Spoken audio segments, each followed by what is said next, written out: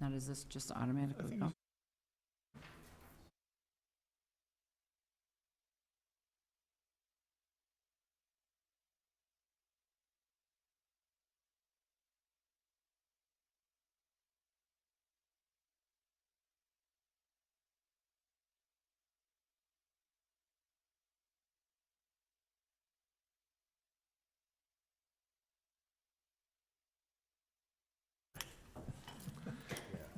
It's a power move.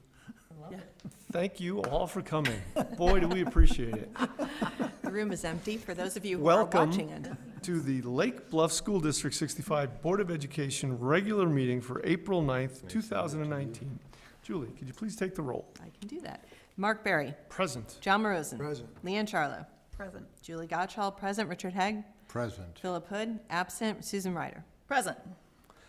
We have enough for a quorum. We have 6 out of 7. Great. So we're going to start our meeting with the Pledge of Allegiance. So if you guys will just stand and join me. I pledge allegiance to the flag of the United States of America and to the republic for which it stands, one nation, under God, indivisible, with liberty and justice for all. We invite any public comment. If anybody would like to address the board, please do so. Not seeing any. We'll move along to our addition of a discussion item. If anybody would like to, anybody on the board would like to recommend an agenda item for a future meeting or a issue that needs to be discussed but not voted on tonight, please do so, or email myself or Dr. Sophie so we can get it on the list for future meetings. Not hearing any. We'll move on to discussions and the curriculum textbook discussion, which will be led by Kelly Bay. Hello, everybody. Hi. It's been a while since I've been up here. So I'm here tonight to summarize some work that has occurred over the past 2 years and to bring you some exciting details about the potential of a new core resource for one of the math courses offered at Lake Bluff Middle School. So we've talked a bit about how, it's my job to turn it on. There we go. District 65, Lake Bluff, District 67 in Lake Forest, and then high school, District 115. We're really trying to increase communication and conversations to support teaching and learning across the 3 districts. So one area that work has been happening consistently is in the area of math, in particular to a course, Advanced Algebra Trig Honors, also known as AATH. We teach one section of this course at the middle school currently. And so it's really important that the instruction happening in this classroom is consistent with the teaching and learning that's happening in the other 2 districts. It's taught at Deer Path, and it's also taught at the high school. So we have done work. We started the summer of 2017 really bringing teachers that teach that course together along with the department chair at the high school to start to think about the instruction and the assessment that happens. So we had a big meeting to kick things off the summer of 2017, and then we've taken a close look at some common assessments to make sense of the work that teachers are doing and the work that students are doing. This year, one of the big decisions that we had come to was really the strong need for consideration of a new textbook, a new core resource to drive some of the work within these classrooms. And so just this past March, we did a textbook review where the team was able to come together and look at multiple resources to make some decisions about what might be ideal for the direction that these classes are heading. And so I want to talk with you about what that core resource is and then how we plan to move forward. So we're hoping once things are talked about at this board meeting, through 67 and 115 board meetings, that we could move ahead with a purchase and then schedule time for some professional development and teacher training, and then get those resources in kids' hands. So the resource that we're looking to bring in is through Big Ideas Math. think it's important for you to know that the current textbook that's being used in these classrooms is no longer in print. It was adopted in the early 2000s. Many of those books are currently falling apart, and it's really challenging to purchase new books for kids to be able to use. There's also not an electronic component currently, so as we think about the one-to-one programming used throughout all 3 districts, it would be helpful to have something that's sort of on the up and up and also allows us to bring in our devices. So it was pretty unanimous. It was unanimous across all of the teachers that currently teach this course that Big Ideas was the way to go. I think you should also know, it's worth just saying out loud, this is not the same publisher that our current math courses use, nor is it the same publisher that DPM uses. And you might think, well, that doesn't make a whole lot of sense. Why wouldn't we go with something that's being used in our other courses? And I think we have to consider the high school, and we have to consider where our teachers are. The teaching and learning isn't about just the textbook. It's about the instruction and the assessment behind it. And we felt like the balance within this program that brings in conceptual understanding, procedural fluency, and real-life applications is kind of the perfect source for across the 3 districts. So we're looking at purchasing a class set of textbooks, around 25. We just have 1 section that we are predicting to need moving forward. And this would also, we also want to include a 6-year electronic subscription, so students have access to the ebook and other tools and resources that would come along with it.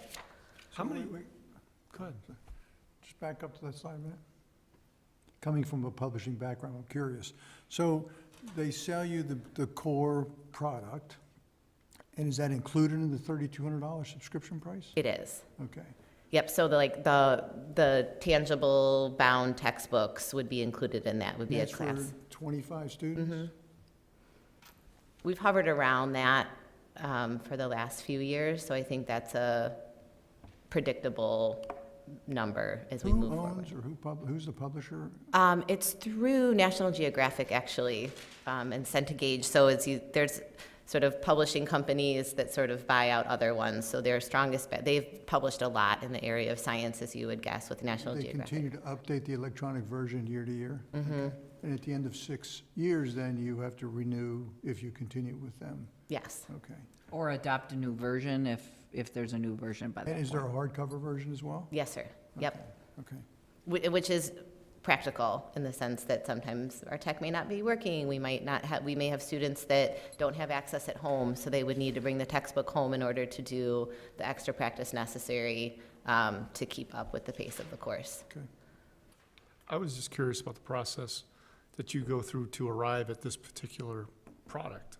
You know, how many other things do you consider?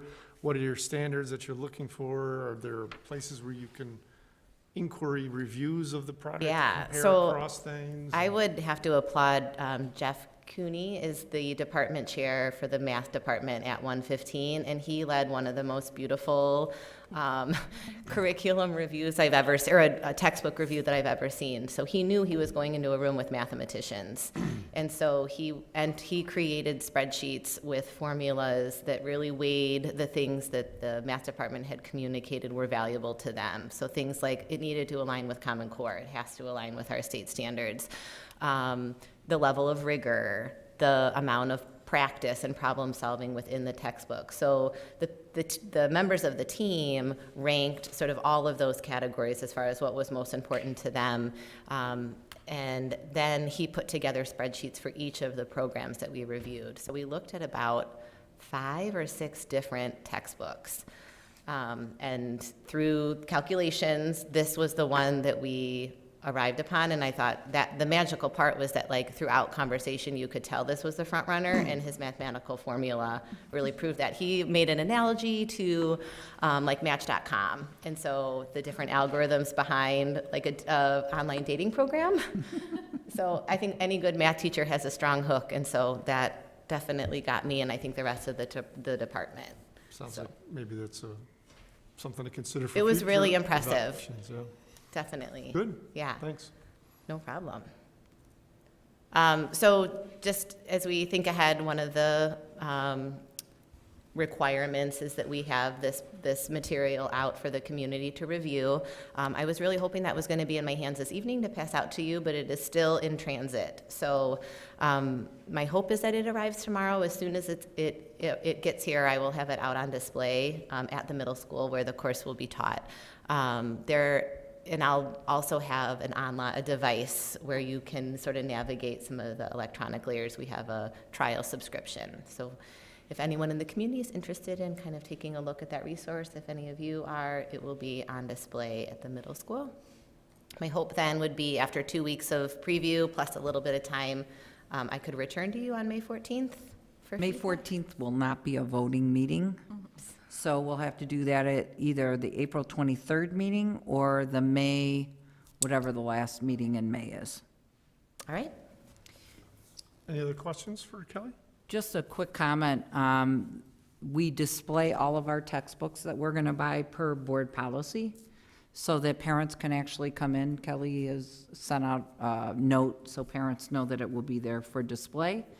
I also want to share, I was very impressed with the integration of all 3 districts working together on this. Good thing. And I really need to applaud Heather Comack, who really led the task with trying to talk about all the curriculum she covers.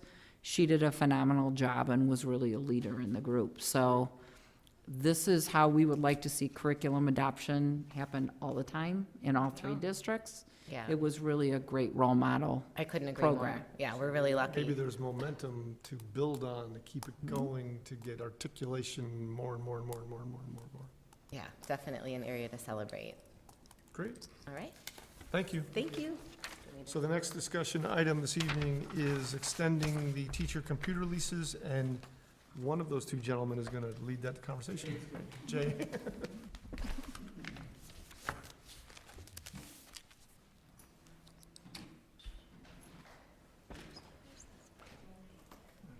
He's a reporter. I don't know. He looks familiar to me.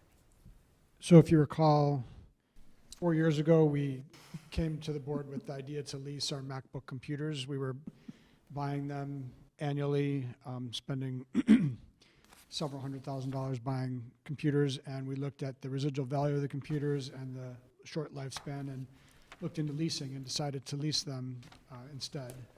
We've had a 4-year lease for our teacher laptops, and at the end of the 4 years, which is coming up in June, our option is to either return them or to buy them or to release them.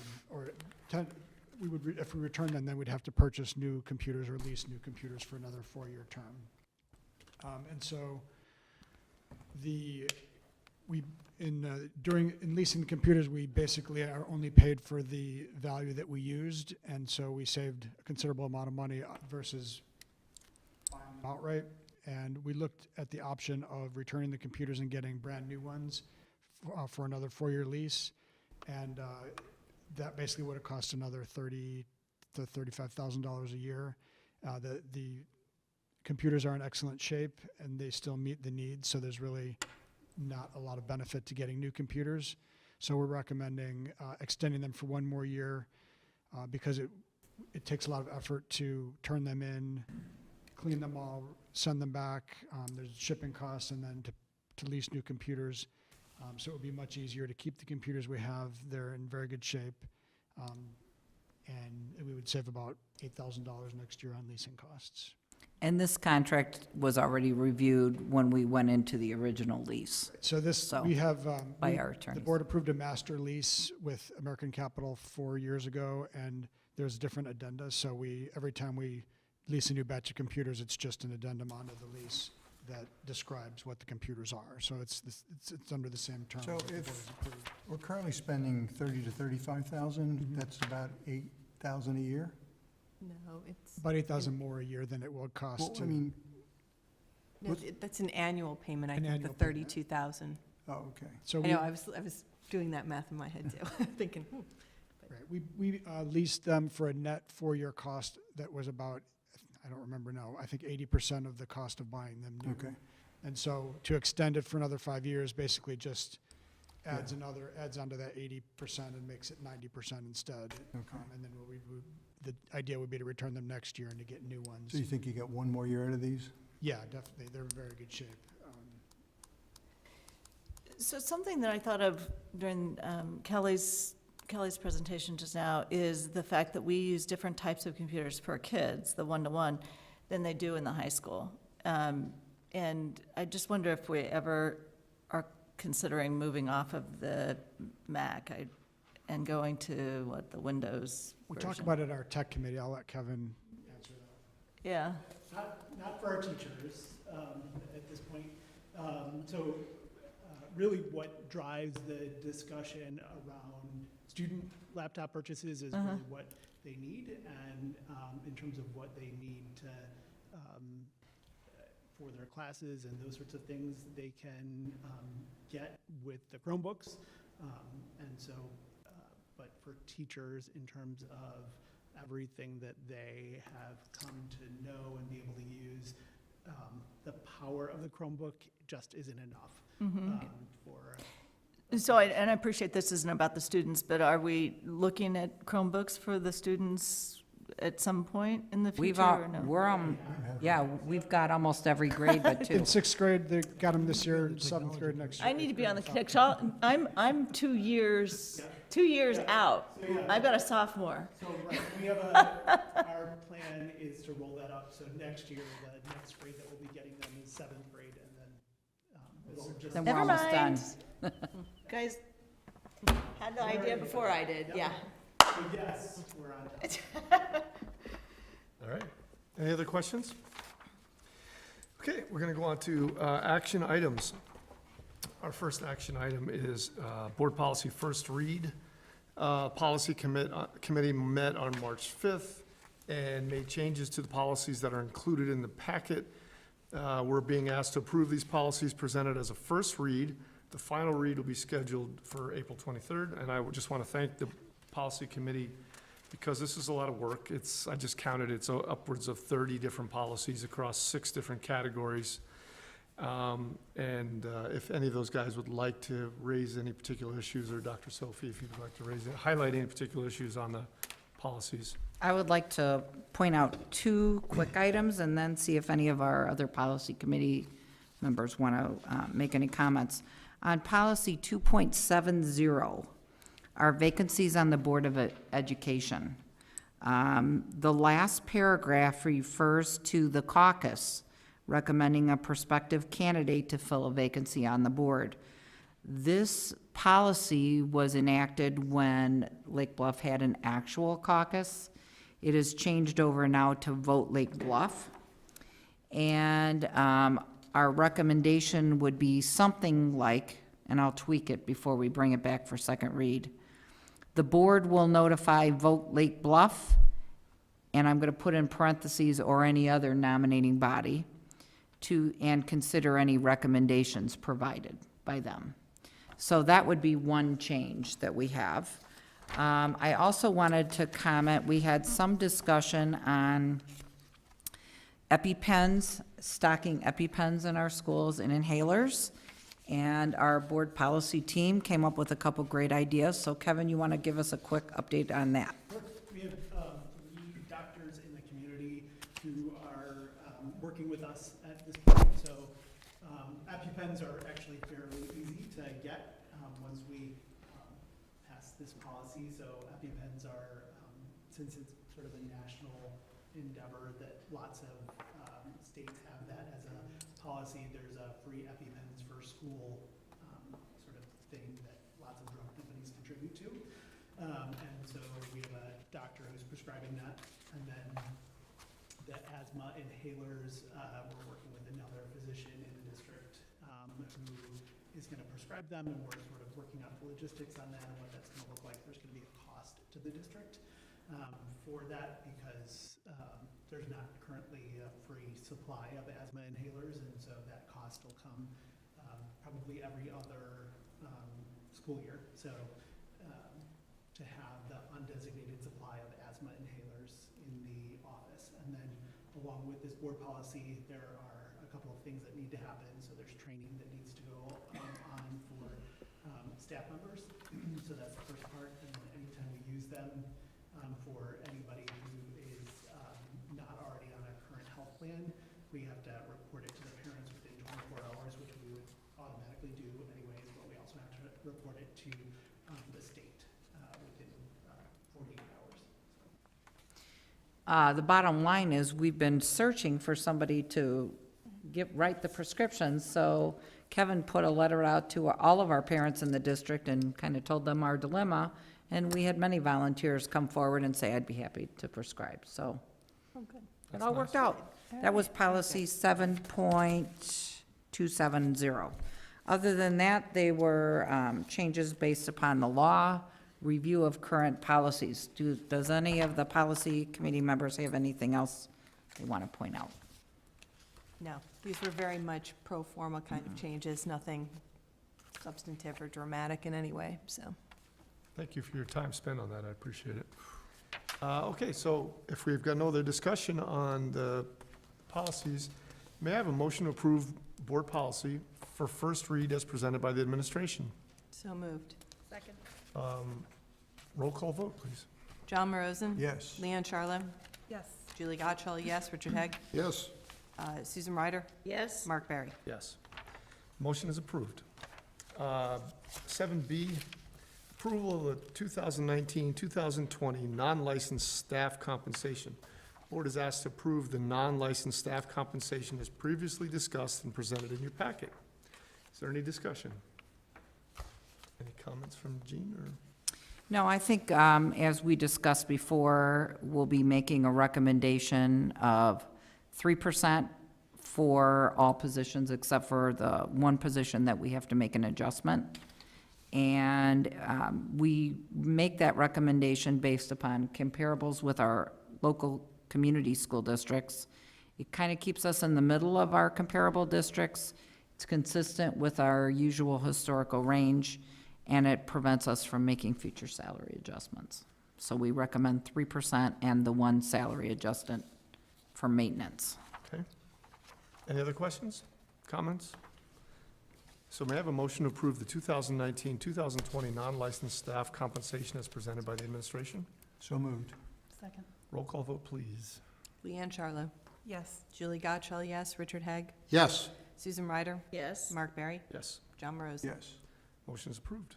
Thank you for the emphatic yes, Rich, appreciate that. Item C, the approval of extension of staff computer leases. This is what we just spoke about, with Jay outlined that for us. Be approving the extension of the computer leases for the staff. Have any other questions or comments on that? May I have a motion to approve the extension of the staff computer lease as presented by the administration? So moved. Second. Roll call vote, please. Julie Gottschall, yes. Richard Haig? Yes. Susan Ryder? Yes. Mark Barry? Yes. John Morozin? Yes. Leanne Charlo? Yes. Motion's approved. All right. The personnel report. This month, the personnel report includes a licensed new hire, a school psychologist, Timothy Burks at the elementary school, replacing Sherry Meserve, effective for the 1920 school year. And then it also includes 4 licensed rehires, all of whom have the same circumstances. It's a .8 rehire from dismissal of part-time teachers. For the 1920 school year, 1 is at the middle school, 3 are at the elementary school, and it includes Ann Kohlmeyer-Dahlen, Vanessa Grum, Sally Verdon, and Danielle Cray. Any comments or questions on that? Well, Danielle Cray's a .5 rehire, right? Yes. He is, I apologize, yes. he's a Daniel Cray's 0.5. .5, and the other 3 rehires are .8. Questions or comments? So may I have a motion to approve the personnel report for April 9th, 2019 as presented by the administration? So moved. Second. Roll call vote, please.